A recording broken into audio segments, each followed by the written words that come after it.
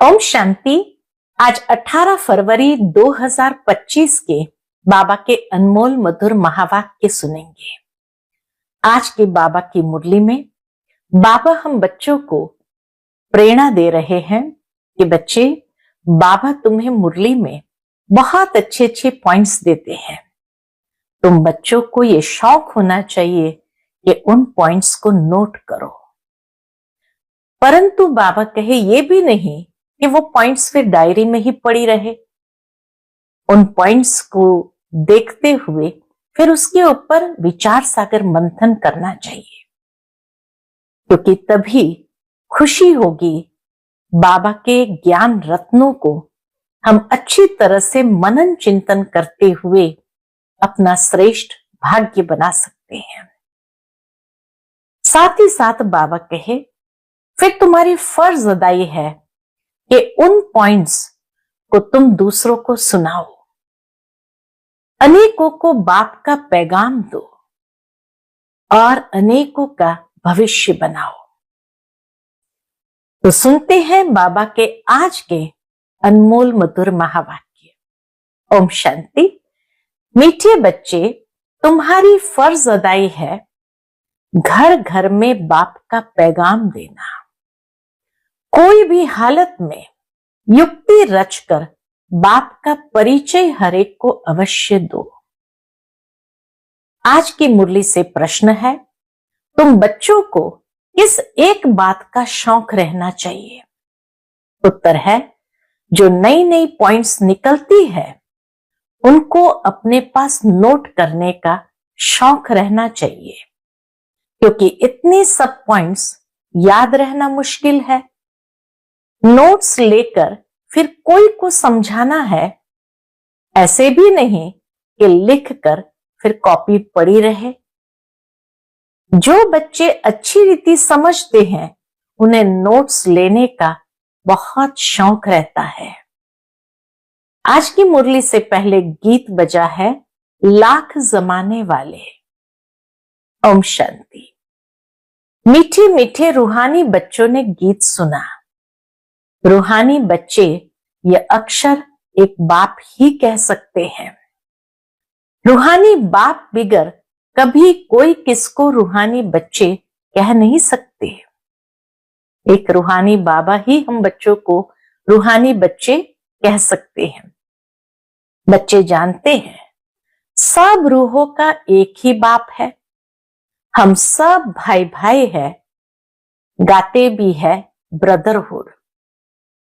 फिर भी माया की प्रवेशता ऐसी है, जो परमात्मा को सर्वव्यापी कह देते तो फादरहुड हो पड़ता है।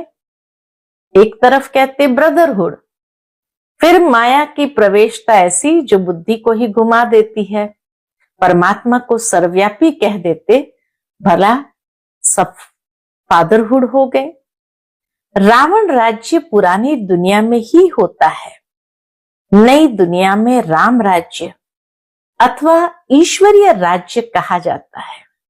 ईश्वर द्वारा स्थापन किया हुआ राज्य, इसीलिए नई दुनिया को बाबा कहे राम राज्य या फिर ईश्वरीय राज्य कहा जाता है। ये समझने की बातें हैं। दो राज्य जरूर है। कौन से दो राज्य? ईश्वरीय राज्य और आसुरी राज्य। नई दुनिया और पुरानी दुनिया। नई दुनिया जरूर बाप ही रचते होंगे। इस दुनिया में मनुष्य नई दुनिया और पुरानी दुनिया को भी नहीं समझते हैं, गोया कुछ नहीं जानते हैं। तुम भी कुछ नहीं जानते थे, बेसमझ थे। नई सुख की दुनिया कौन स्थापन करता है? फिर पुरानी दुनिया में दुख क्यों होता है? नई सुख की दुनिया कौन स्थापन करता है? फिर पुरानी दुनिया में दुख क्यों होता है? स्वर्ग से नरक कैसे बनता है? बाबा कहे इन बातों को तुम सभी जानते हो कि कैसे नई दुनिया की स्थापना होती है, फिर पुरानी दुनिया में दुख क्यों होता है, स्वर्ग से नरक कैसे बनता है, ये किसको भी पता नहीं है। इन बातों को तो मनुष्य ही जानेंगे ना। देवताओं के चित्र भी है तो जरूर आदि सनातन देवी देवताओं का राज्य था। इस समय नहीं है। यह है प्रजा का प्रजा पर राज्य। बाप भारत में ही आते हैं। मनुष्य को यह पता नहीं है कि शिव बाबा भारत में आकर क्या करते हैं। अपने धर्म को ही भूल गए हैं। तुमको अब परिचय देना है किसका? बाबा कहे तुमको अब परिचय देना है त्रिमूर्ति और शिव बाप का, क्योंकि दुनिया में तो त्रिमूर्ति के चित्र से शिव बाबा को बिल्कुल निकाल दिया है। इसलिए परिचय देना है त्रिमूर्ति का, और त्रिमूर्ति का रचयिता शिव बाप का। ब्रह्मा देवता, विष्णु देवता, शंकर देवता कहा जाता है। फिर कहते हैं शिव परमात्मा नमः। तो तुम बच्चों को त्रिमूर्ति शिव का ही परिचय देना है। ऐसी ऐसी सर्विस करनी है। बाबा बच्चों को सिखाते हैं कैसे सर्विस भी करनी होती है। कोई भी हालत में बाप का परिचय सबको मिले तो बाप से वर्षा ले लेवे। कितना बाबा का रहम दिल है। बाबा कहे सबको बाप का परिचय मिले तो बाप से वर्षा ले लेवे। तुम जानते हो हम अभी वर्षा ले रहे हैं और भी बहुतों को वर्षा लेना है। हमारे ऊपर फर्ज अदाई है घर घर में बाप का पैगाम देने की। वास्तव में मैसेंजर एक बाप ही है। बाप अपना परिचय तुमको देते हैं, तुमको फिर औरों को बाप का परिचय देना है, बाप की नॉलेज देनी है। मुख्य है त्रिमूर्ति शिव। इनका ही कोट ऑफ आर्म्स भी बनाया है। त्रिमूर्ति शिव का ही बाबा कहे कोट ऑफ आर्म्स भी बनाया है। गवर्नमेंट इनका यथार्थ अर्थ नहीं समझती। उसमें चक्र भी दिया है। कोट ऑफ आर्म्स में बाबा कहे नीचे चक्र भी दिया है, चरखे मिसल, और उसमें फिर लिखा है सत्यमेव जयते। इनका अर्थ तो निकलता नहीं। सत्यमेव जयते बाबा कहे इनका अर्थ तो निकलता नहीं। यह तो संस्कृत अक्षर है। अब बाप तो है ही ट्रुथ। सत्य तो एक परमात्मा ही है। वह जो समझाते हैं उससे तुम्हारी विजय होती है सारे विश्व पर। बाप कहते मैं सच कहता हूं, तुम इस पढ़ाई से सच सच नारायण बन सकते हो। वह लोग क्या क्या अर्थ निकालते हैं वह भी उनसे पूछना चाहिए। बाबा कहे उनसे पूछना चाहिए। क्या पूछेंगे? बाबा तो अनेक प्रकार से समझाते हैं। जहां जहां मेला लगता है वहां नदियों पर भी जाकर समझाओ। पतित पावन गंगा तो हो नहीं सकती। पतित पावन गंगा तो हो नहीं सकती। नदियां सागर से निकली है, वह है पानी का सागर। उनसे पानी की नदियां निकलती है। ज्ञान सागर से ज्ञान की नदियां निकलेगी। तो माताओं में अब ज्ञान है, गौमुख पर जाते हैं लोग, या तो गंगा पर जाते हैं या फिर गौमुख पर जाते हैं। उनके मुख से पानी निकलता है, समझते हैं यह गंगा का जल है। इतने पढ़े लिखे मनुष्य समझते नहीं कि यहां गंगा जल कहां से निकलेगा। बाबा कहे गौमुख बना देते हैं, वहां से पानी निकलता है, लेकिन पढ़े लिखे लोग भी समझते नहीं है कि यहां गंगा जल कहां से निकलेगा। शास्त्रों में है कि बाण मारा और गंगा निकल आई। अब यह तो है ज्ञान की बातें। ऐसे नहीं कि अर्जुन ने बाण मारा और गंगा निकल आई। कितना दूर दूर तीर्थों पर जाते हैं, कहते हैं शंकर की जटाओं से गंगा निकली। शंकर की जटाओं से गंगा निकली, जिसमें स्नान करने से मनुष्य से परी बन जाते हैं, मनुष्य से देवता बन जाते हैं। यह भी परी मिसल है ना। देवता बनना, बाबा कहे, यह भी परी मिसल है ना। अब तुम बच्चों को बाप का ही परिचय देना है, इसीलिए बाबा ने ये चित्र बनवाए हैं। सबको बाप का परिचय देना मुख्य है, इसलिए बाबा ने ये चित्र बनवाए हैं। त्रिमूर्ति शिव के चित्र में सारी नॉलेज है, सिर्फ उन्हों के त्रिमूर्ति के चित्र में नॉलेज देने वाले शिव का चित्र नहीं है। बाबा कहे, दुनिया के त्रिमूर्ति के चित्र में शिव का चित्र नहीं है, नॉलेज लेने वाले का चित्र है। अभी तुम त्रिमूर्ति शिव के चित्र पर समझाते हो। ऊपर है नॉलेज देने वाला, ब्रह्मा को उनसे नॉलेज मिलती है जो फिर फैलाते हैं। इसको कहा जाता है ईश्वर के धर्म के स्थापना की मशीनरी। ब्रह्मा के द्वारा नॉलेज फैलता है, तो बाबा कहे ये जैसे कि ईश्वर के धर्म के स्थापना की मशीनरी। यह देवी देवता धर्म बहुत सुख देने वाला है। तुम बच्चों को अपने सत्य धर्म की पहचान मिली है। तुम जानते हो हमको भगवान पढ़ाते हैं। तुम कितना खुश होते हो जब अंदर में ये भावना जागृत होती, भगवान हमें पढ़ाते हैं, तो कितने खुश होते हो। बाप कहते हैं तुम बच्चों की खुशी का पारावार नहीं होना चाहिए, क्योंकि तुम्हें पढ़ाने वाला स्वयं भगवान है। भगवान तो निराकार शिव है, न किसी कृष्ण। बाप बैठ समझाते हैं सर्व का सदगति दाता एक है। सदगति सतयुग को कहा जाता है, दुर्गति कलयुग को कहा जाता है।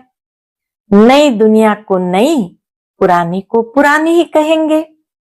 मनुष्य समझते हैं अभी दुनिया को पुराना होने में कितने वर्ष पड़े हैं, तो मनुष्य समझते अभी दुनिया को पुराना होने में 40,000 वर्ष चाहिए। इतना मूंझ पड़े हैं, इतनी कंफ्यूजन है। सिवाय बाप के इन बातों को कोई समझा न सके। बाप कहते मैं तुम बच्चों को राज्य भाग्य दे, बाकी सबको घर ले जाता हूं। जो मेरी मत पर चलते हैं वह देवता बन जाते हैं। इन बातों को तुम बच्चे ही जानते हो, नया कोई क्या समझेगा। बाबा जो बातें हम बच्चों को समझाते हैं, नया अगर सुने तो क्या समझेगा। तो मालियों का कर्तव्य है, क्या कर्तव्य है, बगीचा लगाकर तैयार करना। बागवान तो डायरेक्शन देते हैं, ऐसे नहीं बाबा कोई नयों से मिलकर ज्ञान देगा। यह काम मालियों का है। समझो बाबा कलकत्ते में जाए तो बच्चे समझेंगे हम अपने ऑफिसर को, फलाने मित्र को बाबा के पास ले जाए। बाबा कहेंगे वह तो समझेंगे कुछ भी नहीं, जैसे बुद्धू को सामने ले आकर बिठाएंगे। इसलिए बाबा कहते नयों को कभी बाबा के सामने लेकर न आओ, पहले उनको कोर्स कराना चाहिए, बाप को पहचाने तो सही। यह तो मालियों का काम है, उनको समझाना बाबा का काम नहीं है, उनको समझाना मालियों का काम है, न कि बागवान का। माली का काम है बगीचे को लगाना। बाप तो डायरेक्शन देते हैं, ऐसे ऐसे करो। इसलिए बाबा कभी नए से मिलते नहीं हैं, परंतु कहां मेहमान होकर घर में आते हैं तो कहते हैं दर्शन करें। मधुबन आते हैं तो कहते हम गुरु जी का दर्शन करें। आप हमको क्यों नहीं मिलने देते हो, प्रश्न पूछते हैं कि आप हमको क्यों नहीं मिलने देते हो। शंकराचार्य आदि पास कितने जाते हैं। आजकल शंकराचार्य का बड़ा मर्तबा है, पढ़े लिखे हैं, फिर भी जन्म तो विकार से ही लेते हैं ना। ट्रस्टी लोग गद्दी पर कोई को भी बिठा देते हैं। सबकी मत अपनी अपनी है। बाप खुद आकर बच्चों को अपना परिचय देते हैं कि मैं कल्प कल्प इस पुराने तन में आता हूं। यह भी अपनों जन्मों को नहीं जानते हैं। यह भी अपने जन्मों को नहीं जानते हैं।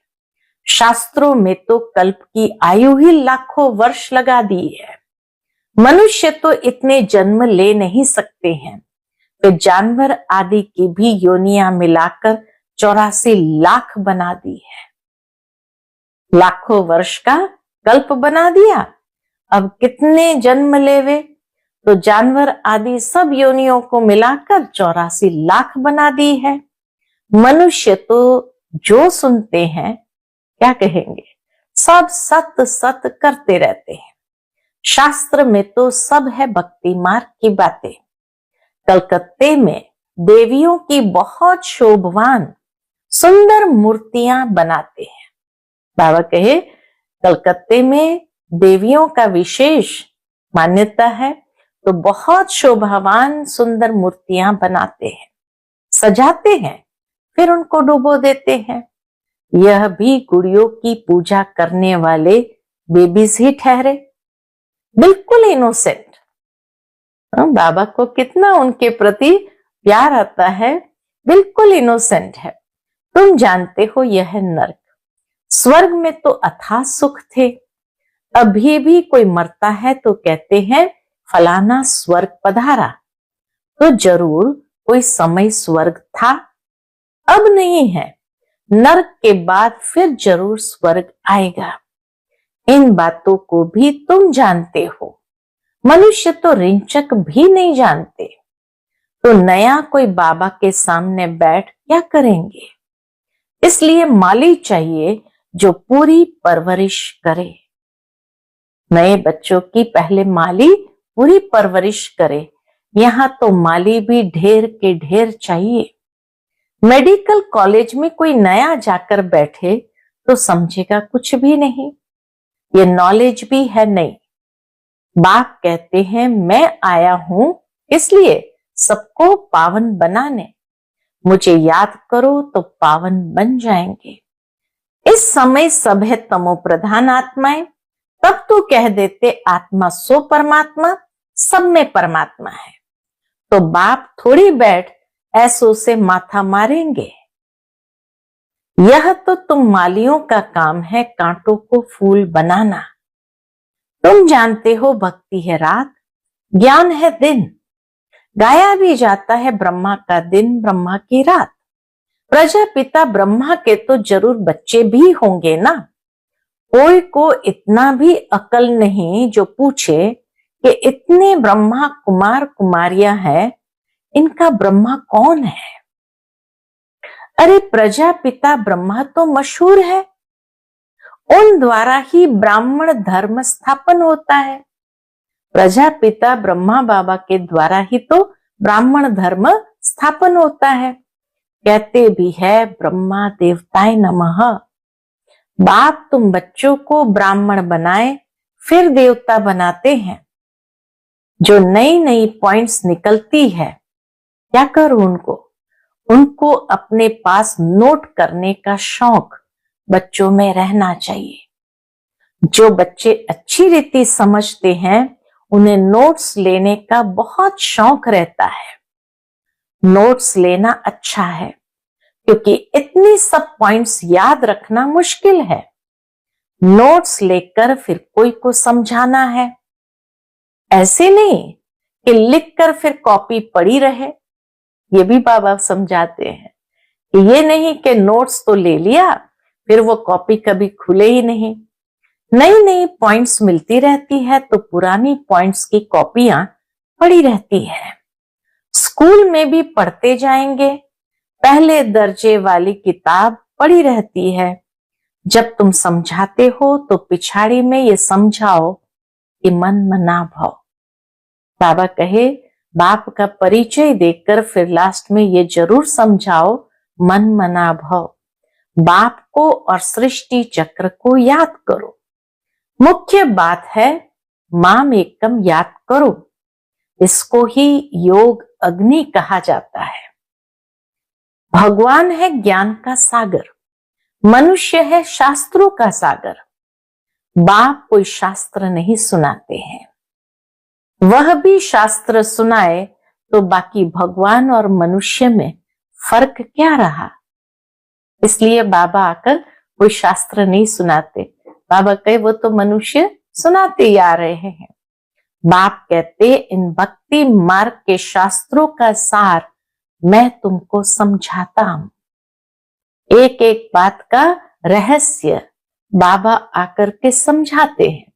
जो भी भक्ति मार्ग के अंदर क्रिया कर्म आदि किया या जो भी कथाएं बनाई, हर कथाओं के पीछे भी कोई ना कोई रहस्य है जो बाबा हम बच्चों को समझाते हैं। बाबा कहे वो मुरली बजाने वाले सर्प को पकड़ते हैं तो उसके दांत निकाल देते हैं। बाप भी विष पिलाना तुमसे छुड़ा देते हैं।